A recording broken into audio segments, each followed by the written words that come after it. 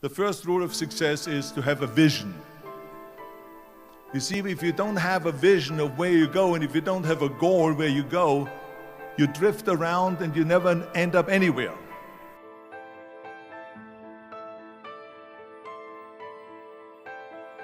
It's like you can have the best ship in the world, you can have the best airplane in the world. If the pilot or the captain doesn't know where to go, it would just drift around. It would not end up anywhere, or most likely in the wrong place.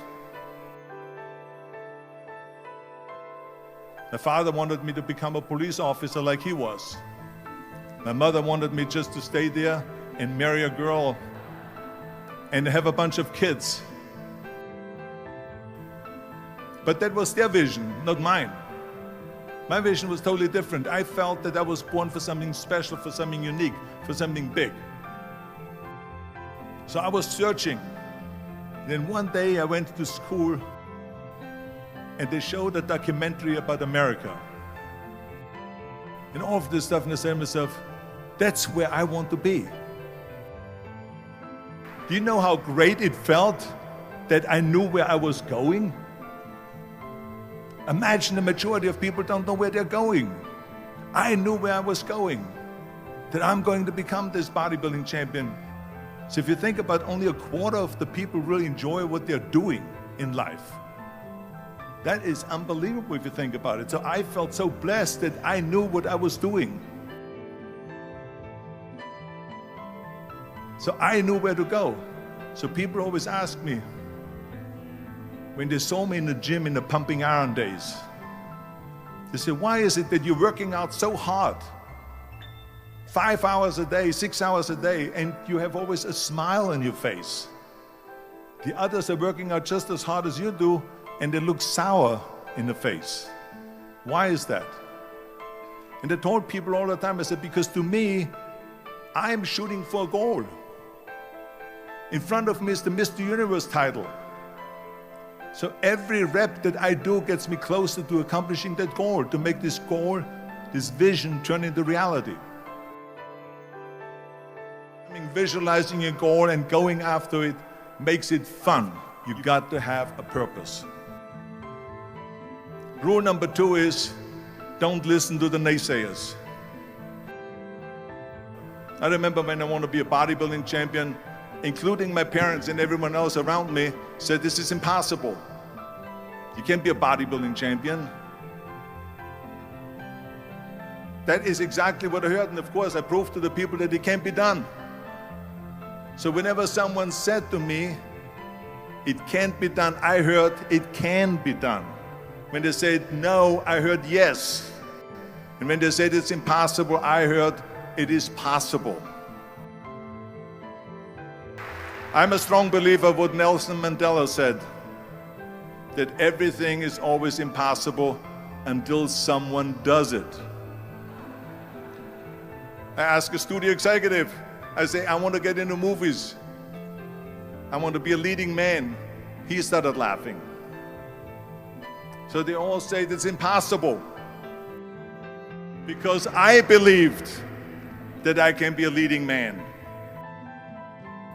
It's all about the hard work that you put in. Work your ass off. There is no magic pill.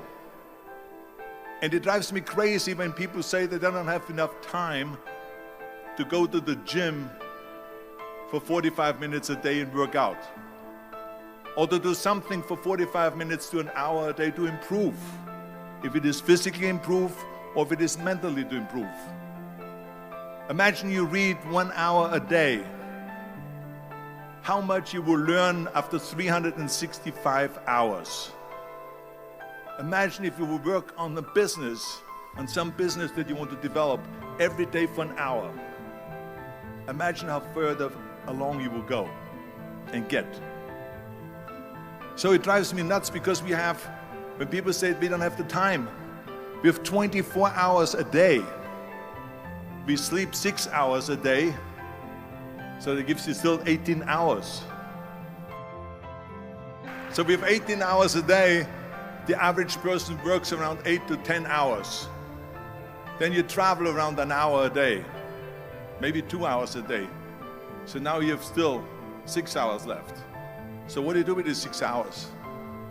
But you can see how much time there is available if you organize your day. I mean, let me tell you something. When I went to America, I went to college. I went and worked out 5 hours a day. And I was working on construction. Because in those days in bodybuilding, there was no money. I didn't have the money for food supplements or anything. So I had to go to work. So I worked on construction. I went to college. I worked out in the gym, and at night from 8 o'clock at night to 12 midnight, I went to acting class 4 times a week. So I did all of that. There was not one single minute that I wasted.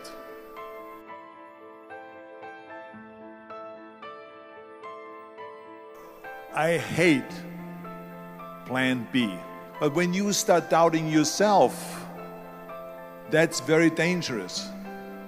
Because now what you're basically saying is that if my plan doesn't work, I have a fallback plan. I have a plan B. And that means that you start thinking about plan B, and every thought that you put into plan B, you're taking away now that thought and that energy from plan A. And that's not good, because people perform better when there's no safety net. I've never ever had a plan B. I say I made a full commitment that I'm gonna go and be a bodybuilding champion. I made a full commitment that I'm gonna be in America. I made a full commitment that I'm gonna get in the show business and I'm going to be a leading man. No matter what it takes, I will do the work. I will do the work over and over and over until I get it. And the reason, one of the main reasons why people want to have a plan B is because they are worried about failing. What is if I fail, then I don't have anything else? Well, let me tell you something. Don't be afraid of failing, because there's nothing wrong with failing.